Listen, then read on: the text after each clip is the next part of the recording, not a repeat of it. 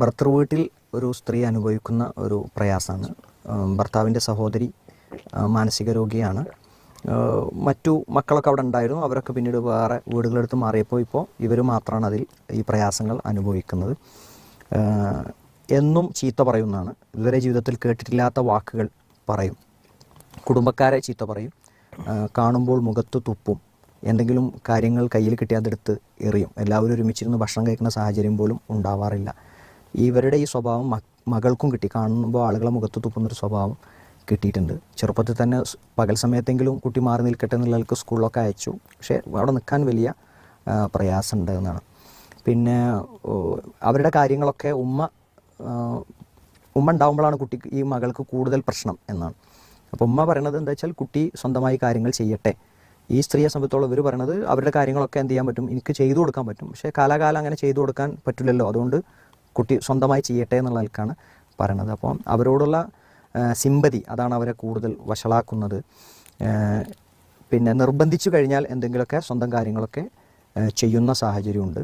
പിന്നെ ഇതിൽ പറയണ എന്നും ഈമാനികമായ ഒരേ അവസ്ഥയിലായിരിക്കില്ലല്ലോ. ചിലപ്പോഴൊക്കെ ഒരുപാട് വേദനിക്കുന്നു. ഒരു സമാധാനമില്ലാത്ത ചുറ്റുപാടാണ്. ഭർത്താവിനോട് പ്രയാസങ്ങൾ പറഞ്ഞാൽ അവരുടെ ബന്ധം മോശമാകുന്നൊരു സാഹചര്യമുണ്ട്. അതുകൊണ്ട് ഇപ്പോൾ ഒന്നും പറയാറില്ല. എങ്ങനെയാണ് ഞാൻ ആശ്വസിക്കേണ്ടത്? ഇത് അല്പം സങ്കീർണമായ പ്രശ്നമാണ്. ഇതൊരു മരുമകളാണല്ലോ. ഭർത്താവിനോടുള്ള ബന്ധം കൊണ്ട് എന്ത് ചെയ്യാണ്, ഭർത്തൃ വീട്ടിൽ താമസിക്കേണ്ടി വരികയാണ്. ഇപ്പം നമ്മൾ പറയും ഇതിന് പരിഹാരമുണ്ടാക്കാൻ ഏറ്റവും ഉത്തരവാദിത്തപ്പെട്ട ആളാരാണ്? ഭർത്താവാണ്. അപ്പോൾ ഇവരനുഭവിക്കുന്ന ഏറ്റവും വലിയ പ്രതിസന്ധി ഇവരെ സംരക്ഷിക്കുന്ന കാര്യത്തിലുള്ള ബുദ്ധിമുട്ടല്ല. എന്താണ്, ഒരു സ്നേഹത്തോടെയുള്ള ഒരു സപ്പോർട്ട് ഭർത്താവിൻ്റെ ഭാഗത്തു നിന്ന് ഇല്ല എന്നുള്ളതാണ്. ഇതൊക്കെ ഞാൻ നേരത്തെ പറഞ്ഞ മാതിരി ഇങ്ങനത്തെ ആൾക്കാരത്തൊക്കെ ആരാണോ വന്ന് കുടുങ്ങുന്നത് ഓല തലയിലാവുക എന്നുള്ളതാണ് ഇതിൻ്റെയൊക്കെ ഒരു ഒരു ഒരു ഒരു ഒരു ഒരു പ്രശ്നം. അതല്ല, അതുകൊണ്ടാണ് പലപ്പോഴും എന്താ വെച്ചാൽ ഇപ്പോൾ ഈ ഉമ്മനെ നോക്കുന്ന തൻ്റെ ഭാര്യയോട് എന്ത് ചെയ്യാണ്, തൻ്റെ ഉമ്മനെയാണ് നോക്കുന്നത് എന്നുള്ള നിലക്കുള്ള ഒരു സ്നേഹവും ഒരു പരിഗണനയും യഥാർത്ഥത്തിൽ നൽകേണ്ടതുണ്ടല്ലോ. അപ്പോൾ അത് അവരെ ഭാഗത്തുനിന്ന് ഉണ്ടാവണില്ല എന്നുള്ളതാണ് നമ്മളിവിടെ കാണുന്ന ബുദ്ധിമുട്ട്.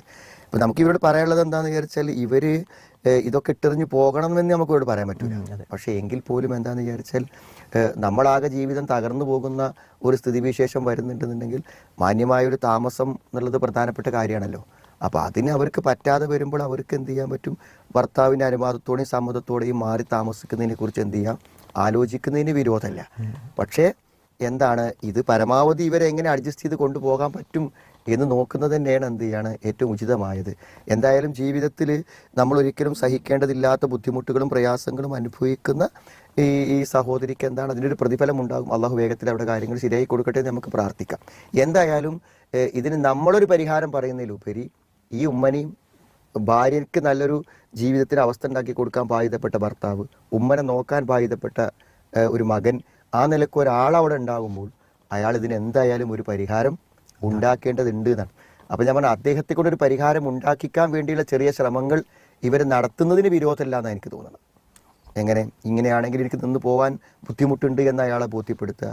സ്വാഭാവികമായും ഞാൻ വേറിട്ട് പോയി കഴിഞ്ഞാൽ അയാളുടെ വീടിനുണ്ടാകുന്ന അരക്ഷിതാവസ്ഥ, ഇതൊക്കെ അദ്ദേഹത്തെ ബോധ്യപ്പെടുത്തിയിട്ട് എന്ത് ചെയ്യണം, ഒരു പരിഹാരത്തിലേക്ക് അദ്ദേഹം ഇറങ്ങി വരുന്നൊരവസ്ഥ ഉണ്ടാക്കുക എന്നുള്ളതാണ് ഇവർക്ക് ചെയ്യാൻ പറ്റിയൊരു പരിഹാരം.